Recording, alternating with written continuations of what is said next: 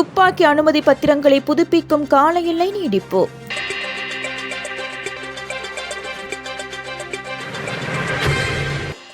துப்பாக்கி அனுமதி பத்திரம் வைத்துள்ள நபர்கள் மற்றும் நிறுவனங்கள் 2026 ஆண்டிற்கான அனுமதி பத்திரங்களை புதுப்பிப்பதற்கான கால அவகாசம் எதிர்வரும் ஜனவரி 31 வரை 1 மாத காலத்திற்கு நீடிக்கப்பட்டுள்ளதாக பாதுகாப்பு அமைச்சு தெரிவித்துள்ளது.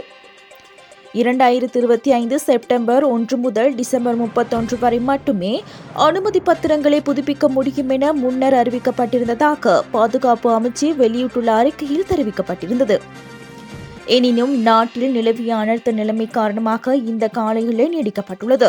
அதற்கமைய 2026 ஜனவரி 31 பின்னர் செல்லுபடியாகும் அனுமதி பத்திரமின்றி துப்பாக்கி ஒன்றை வைத்திருப்பது துப்பாக்கி கட்டளை சட்டத்தின் 22வது பிரிவின் கீழ் தண்டனைக்குரிய குற்றமாகும். மேலும் 2026 அல்லது 2027 ஆண்டிற்கான தனியார் பாதுகாப்பு சேவை நிறுவனங்களின் பதவி புதுப்பிப்பதற்கான கால எல்லையும் ஜனவரி 31 வரை நீடிக்கப்பட்டுள்ளது.